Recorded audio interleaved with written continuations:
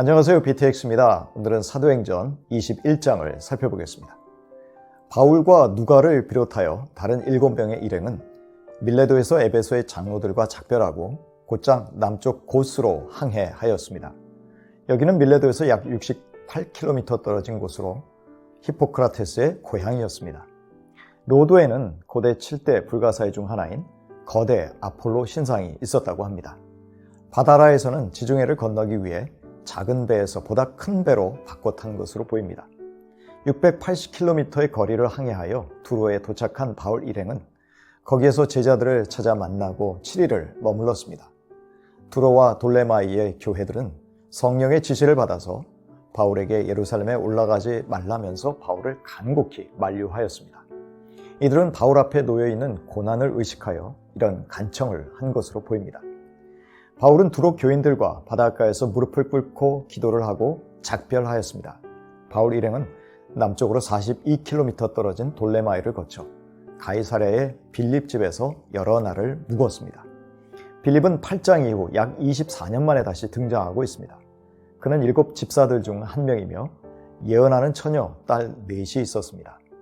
11장에 이어서 다시 등장하는 아가보 예언자는 바울이 예루살렘에서 당할 고난, 즉 투옥을 좀 더 구체적으로 예언하였습니다. 이 예언을 듣고 이번엔 바울의 일행들도 바울의 예루살렘 방문을 간곡히 만류하였습니다. 하지만 성령께서 환난이 있다고 말씀하시는 것과 그곳에 가게 하시는 것은 서로 다른 것임을 바울은 알았습니다. 이미 성령님은 바울에게 환난이 있다고 예고하셨지만 그에게는 그곳으로 가라고 말씀하셨기 때문입니다.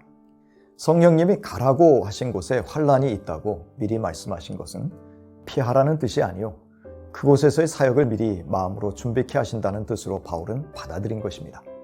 바울은 울면서 가지 말 것을 권면하는 성도들로 인하여 마음이 아팠지만 그는 하나님이 자기에게 주신 사명을 목숨을 다하여 완수하겠다는 뜻을 밝히며 사명자의 각오를 다졌습니다. 키프로스 출신의 나손이라는 제자의 집을 거쳐 예루살렘에 도착한 바울과 그 일행은 형제들의 환영도 받고 야고보를 비롯한 장로들과 반가운 교제를 나누게 되었습니다. 거기서 바울은 하나님이 자기를 통해서 하신 3차 이방 선교를 자세히 보고하였습니다. 바울은 하나님이 그 종들을 사용하셔서 당신의 사역을 하셨다고 간증하였습니다. 이때 바울은 이방인 교회의 헌금도 전달했을 것입니다.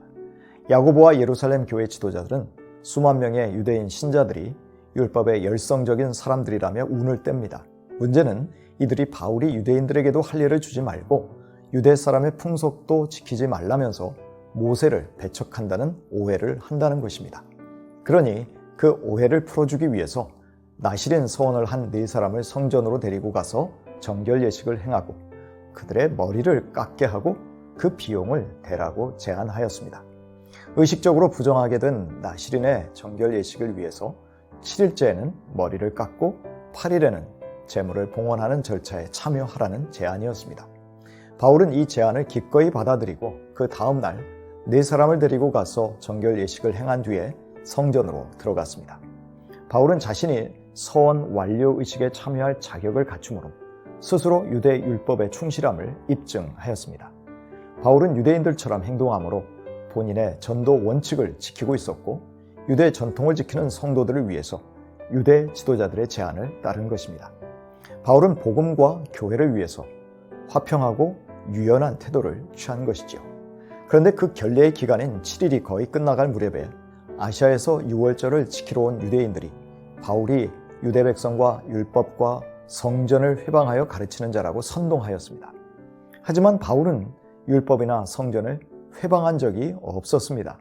그는 여전히 유대인으로서 율법을 몸소 행하는 사람임을 보여주기 위해 정결 예식에 참여하고 있었기 때문입니다.